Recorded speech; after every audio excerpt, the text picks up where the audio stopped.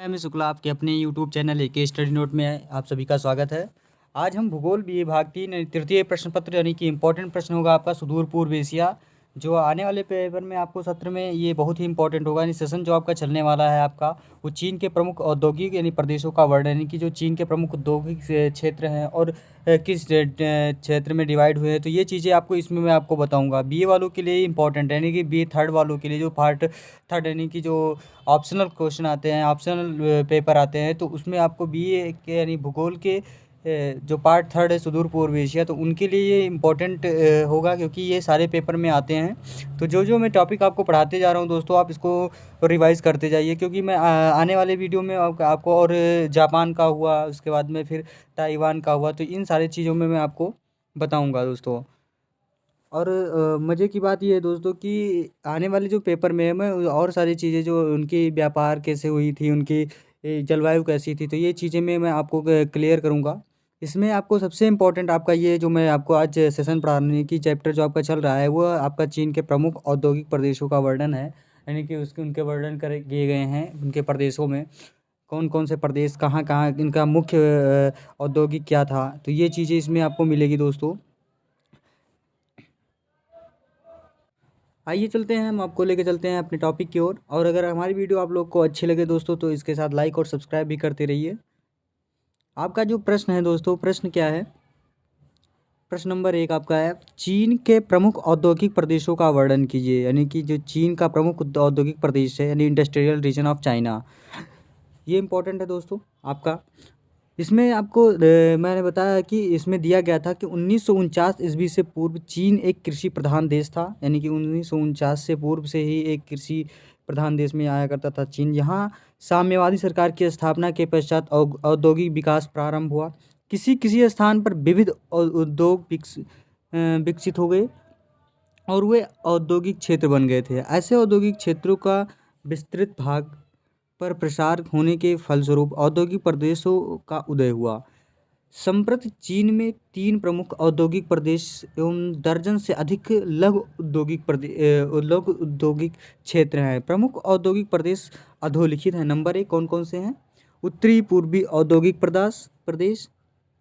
Number 2 आपका होगा Beijing Taiwan और सिंगटाओ औद्योगिक प्रदेश। और तीसरा आपका जो इम्पोर्टेंट है, वो संघाई वुहान यानी औद्योगिक प्रदेश, यानी वुहान का।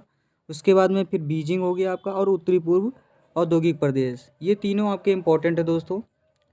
ये आपके औद्योगिक क्षेत्र इसी तीनों से सबसे इम्पोर्टेंट औद्योगिक प्रदेश माने जाते हैं आपके इस चीन के। यानी कि चीन की जो जलवायु है, यहीं से भी आपको जलवायु भी मिलती है, औद्योगिक प्रदेश भी यहीं से आपको ज़्यादा से ज़्यादा आपको यहीं से मिलते हैं।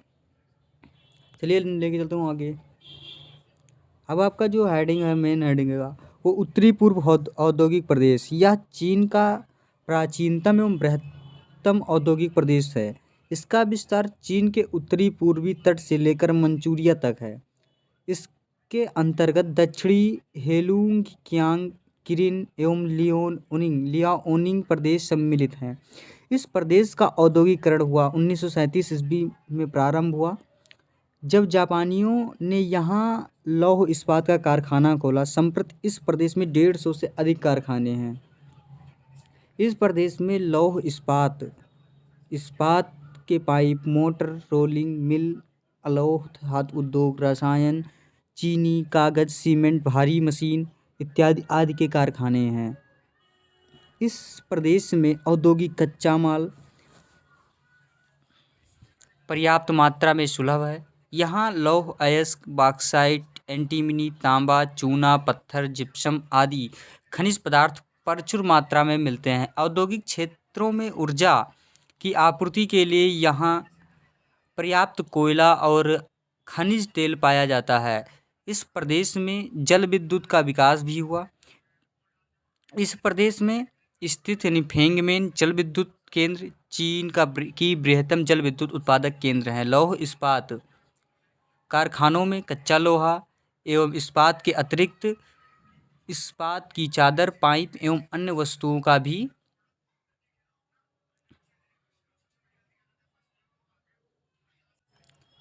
उत्पादन होता है। लियोनिंग प्रदेश में मिट्टी खोदने का यंत्र, धातु शोध यंत्र, भारी ट्रक एवं मोटर कार का निर्माण होता है। यानी कि चीन के लियोनिंग प्रदेश में क्या क्या होता है दोस्तों? मिट्टी खोदने का यंत्र होता है लियोनिंग प्रदेश में। उसके बाद में आपका धातु शोधन यंत्र बनाया जाता है। भारी ट्रक एवं मोटर कार का निर्माण होता है। और उसके बाद में तेलियान बंदरगाह जलियान का निर्माण का यार्ड है। इस कारखाने में रेल के डिब्बों एवं इंजनों का भी निर्माण होता है। सेनयांग एवं हार्बिन में सेनयांग और हार्बिन की बात करें तो विद्युत उपकरण एवं विद्युत मोटर बनते हैं। विद्युत उपकरण बनते हैं और विद्युत मोटर भी बनते हैं। भलारकी में भारी मशीन के निर्माण का कारखाना है। किरिन में रासायनिक उर्वरक का कारखाना स्थापित है। यानी कि जो वहाँ के चीन के किरिन प्रदेश हैं उसमें कौन सा रासायनिक उर्वरक का कारखाना स्थापित है। यहाँ आनसान इस्पात कारखाने से प्राप्त लौह के अपशिष्ट से उर्वरक बनता है। यानी कि इनके जो लौह अपशिष्ट होते हैं इनसे उर्वरक बनाया जाता है इस कारखाने में। इसके अतिरिक्त किरिन में कृत्रिम तंतु, प्लास्टिक, कृत्रिम रबर, रंग इत्यादि का निर्माण होता है। कियामुजे के कागज़ कारखाने में अखबारी कागज़ एवं उच्च कोट के कागज़ का उत्पादन होता है। तो ये चीज़ें आपको कियामुजे में मिलता है दोस्तों।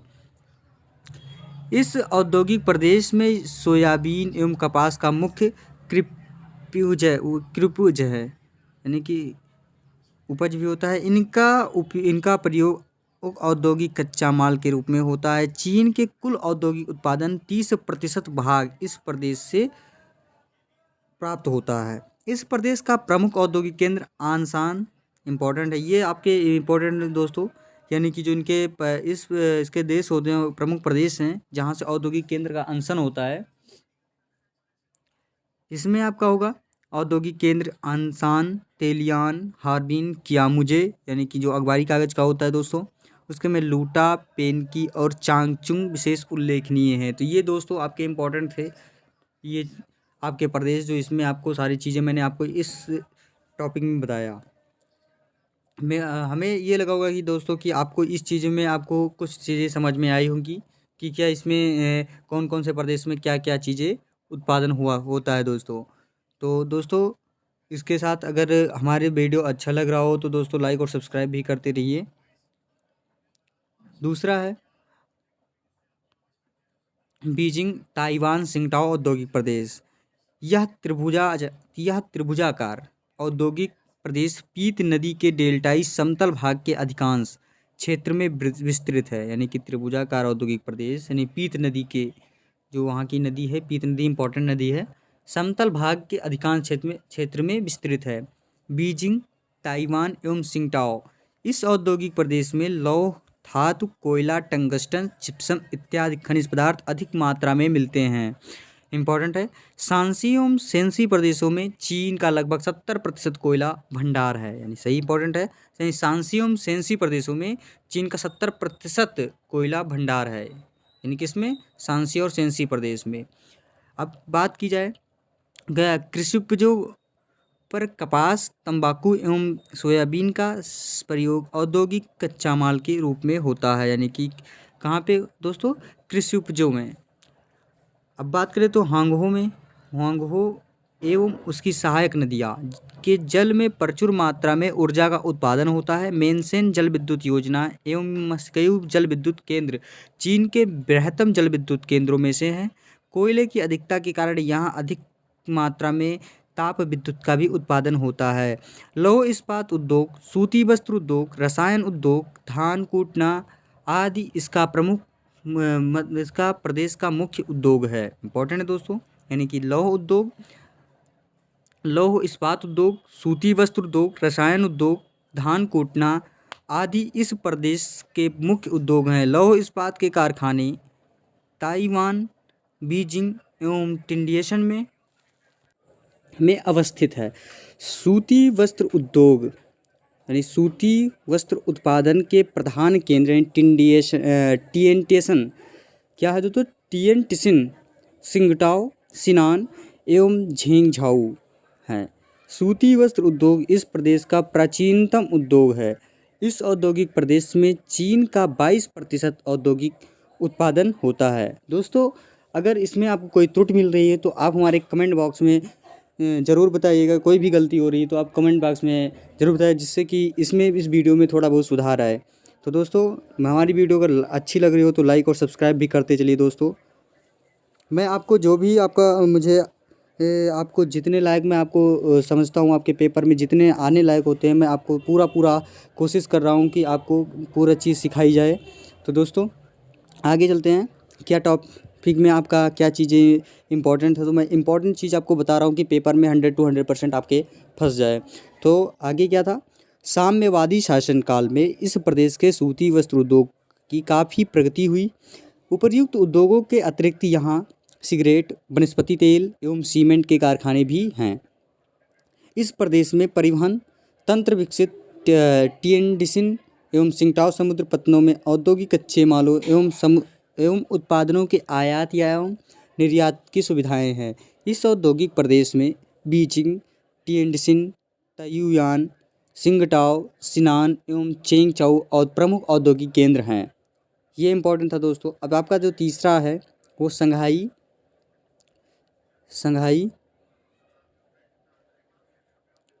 वुहान औद्योगिक प्रदेश। इसमें क्या है दोस्तों, तीसरा आपका इंपॉर्टेंट है। इसमें आपका दे रखा है यांगत्से नदी की घाटी में संघाई एवं वुहान के मध्यवर्ती भाग में इस औद्योगिक प्रदेश का विस्तार। इस प्रदेश के वुहान नगर के में 1883 ईस्वी में सर्वप्रथम आधुनिक कारखाने की स्थापना हुई थी। यह सूती वस्त्र का कारखाना था। इसी प्रदेश में चीन के लौह इस्पात के भी सर्वप्रथम आधुनिक कारखानों की स्थापना हुई थी। 1903 ईस्वी में, इंपॉर्टेंट है, 1903 ईस्वी में वुहान नगर में Hanyang iron and steel work स्थापित हुआ था। इंपॉर्टेंट क्वेश्चन दोस्तों, ये चीज़ें आपको जानकारी लायक होती है दोस्तों। ये चीज़ें जानना आपको बहुत इंपॉर्टेंट होता है। यानी कि 1903 ईस्वी में वुहान नगर में Hanyang iron and steel works स्थापित हुआ था। अतः इस प्रदेश को चीन के औद्योगिकरण का अग्रदूत कहा जाता है। इंपॉर्टेंट है आपका दोस्तों ये। अगर क्वेश्चन में आता है कि चीन के औद्योगिकरण अग्रदूत किसे कहा जाता है, तो इम्पोर्टेंट है कि क्या कहेंगे आप लोग, वुहान नगर में Hanyang iron and steel works स्थापित किया गया था। इसे हम चीन का औद्योगिकरण अग्रदूत कहा जाता है। इंपॉर्टेंट है दोस्तों।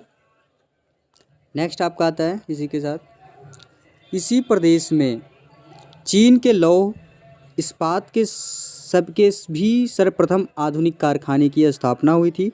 1903 ईस्वी में वुहान नगर में Hanyang iron and steel works की स्थापित हुआ था। अतः इस प्रदेश को चीन का औद्योगिकरण का अग्रदूत कहा जाता है। इस प्रदेश में विविध प्रकार के खनिज पदार्थों पर्याप्त मात्रा में होते हैं। अनवेई एवं हुवेई प्रदेशों में लौह अयस्क यानी गोयांगशी प्रदेश में टंगस्टन, हुनान एवं अनवेई प्रदेशों में कोयला प्राप्त होता है। यांगतीसी नदी के जल प्रवाह को रोककर जल विद्युत उत्पन्न किया जाता है।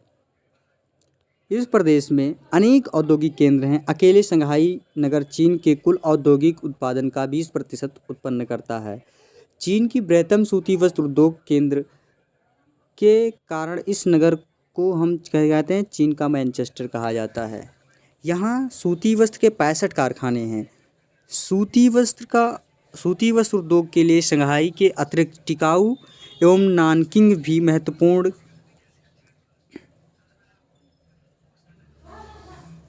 केंद्र हैं।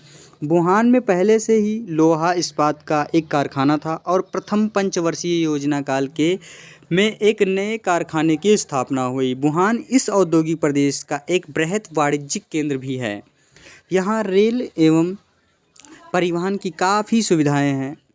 इस पहले अधिकांश हल्के औद्योगिक संस्था संघाई नगर में थे, लेकिन साम्यवादी शासनकाल में चीन के बहुत सारे क्षेत्रों में हल्के उद्योगों की स्थापना हो जाने के कारण संघाई के हल्के औद्योगिक संयंत्रों में अन्य प्रकार के औद्योगिक पदार्थों का उत्पादन होने लगा। उदाहरण में आपको मैं बता दूं कि दिया सलाई के कतिपय कारखानों में प्लास्टिक की वस्तुओं एवं सिलाई मशीनों का निर्माण हो रहा है। विगत कुछ वर्षों में संघाई में कलाई, घड़ी, कैमरा, फिल्म विद्युत सामग्री इत्यादि बनाने के कारखाने स्थापित हुए हैं। चीन में उत्पादित औद्योगिक वस्तुओं में 28% इस औद्योगिक प्रदेश से प्राप्त होता है। इस औद्योगिक प्रदेश में शंघाई, वुहान, नानचांग, सियांगटान, हैकाऊ, नानकिंग आदि के प्रमुख औद्योगिक केंद्र हैं। अब कौन कौन से हैं दोस्तों? लघु, इसमें मैं आपको डिवाइड किया हूँ लघु औद्योगिक क्षेत्र। चीन के प्रमुख 3 बृहद औद्योगिक प्रदेशों के अतिरिक्त अनेक लघु औद्योगिक क्षेत्र एवं दर्जनों औद्योगिक केंद्र हैं, जिनकी महत्ता चीन की अर्थव्यवस्था में कम नहीं है। ऐसे महत्वपूर्ण लघु औद्योगिक क्षेत्रों में निम्नलिखित औद्योगिक क्षेत्र विशेष उल्लेखनीय है। नंबर 1 कौन सा है आपका? कैंटन औद्योगिक क्षेत्र। इंपॉर्टेंट है दोस्तों, कैंटन औद्योगिक क्षेत्र। अब आपका दे रखा है कैंटन भी शंघाई सदृश विविध उद्योगों का बृहद केंद्र है। कैंटन